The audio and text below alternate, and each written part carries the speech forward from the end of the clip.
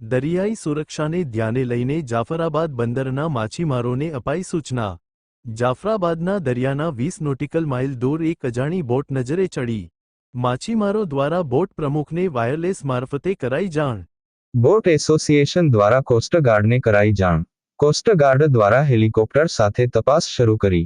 માછીમારોને દરિયો ના ખેડવાની ફિશરીઝ વિભાગની સૂચના। બોટ માલિકોને તાત્કાલિક અસરથી દરિયામાંથી બોટો પરત બોલાવવાના આદેશ કરાયા। દરિયાઈ સીમા સુરક્ષાને લઈને તંત્ર દ્વારા કરાયો નિર્ણય।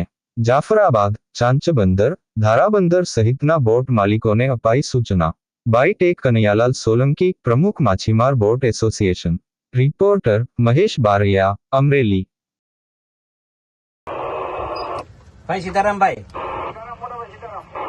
ભાઈ કેટલીક આગે હશે એ બોટ આપણાથી?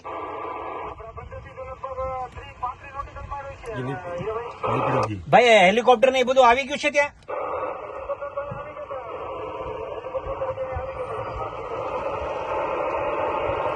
આમ કેવી શંકાસ્પદ કેવું દેખાય? કેમ કે સમાચાર વાળાના બધાના ફોન આવે છે અને હું છે હું નહીં જાણવા માંગે છે।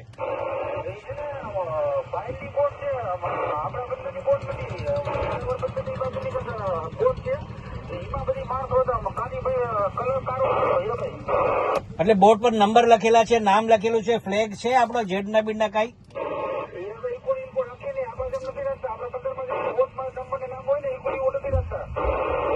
અચ્છા, ચલો કોસ્ટગાર્ડ તો અહીંથી નીકળી ગઈ છે લગભગ, પણ હવે એવા કઈ સમાચાર મળે એટલે તાત્કાલિક સમાચાર વાયરલેસ દ્વારા કન્ફર્મ કરજો।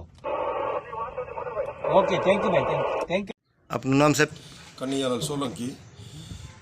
આજે સવારે 10:30 વાગે દરિયામાંથી મને એક ફિશિંગ બોટમાંથી વાયરલેસ દ્વારા મેસેજ મળ્યા કે ભાઈ અહીંયા આજુબાજુમાં એક બોટ, અજાણી બોટ જે જૂની છે, માણસો 2 થી 3 જ દેખાય છે, કોઈ એની અંદર ઝાડ કે કોઈ વસ્તુ નથી, તો આ કોઈ ઇલીગલ પ્રવૃત્તિ કરવા માટે નીકળેલી બોટ હોય એવું લાગે છે।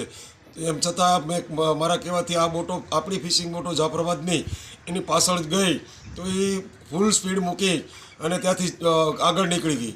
એટલે તાત્કાલિક મેં પછી કોસ્ટગાર્ડને, મરીન પોલીસ સ્ટેશનને જાણ કરી કે ભાઈ આવી એક બોટ, અજાણી બોટ છે અને બહુ જૂની પુરાણી બોટ છે, એટલે આમાં કંઈક શંકા હોય એવું લાગે છે, તો તમે તાત્કાલિક કોસ્ટગાર્ડ મોકલી અને એને પકડો। એટલે કોસ્ટગાર્ડનું જહાજ, કોસ્ટગાર્ડનું હેલિકોપ્ટર અત્યારે ત્યાં પહોંચી ગયું છે અને એને પકડવાની કોશિશ કરે છે, પરંતુ હજી પણ એ ભાગવા માટે કોશિશ કરે છે બોટ, એટલે કાંઈક પણ એમાં શંકા હોય એવું લાગી રહ્યું છે। સરકારશ્રીને મારી નમ્ર વિનંતી છે કે આ અત્યારે જે બોટોને પરત બોલાવવા માટે ટોકન બંધ કરવામાં આવ્યા છે, જો દરિયાની અંદર ફિશિંગ બોટો હોય તો આવી કોઈ પ્રવૃત્તિ થાય, આવી કોઈ બોટો દેખાય તો એની જાણ થાય। બોટો બંદરની અંદર હોય તો આવી પ્રવૃત્તિનો કોઈ ખ્યાલ ના આવે, એટલે સરકારશ્રીને વિનંતી છે કે બોટો, ફિશિંગ બોટોના ટોકન ચાલુ કરે, અમારી આવી નમ્ર વિનંતી છે।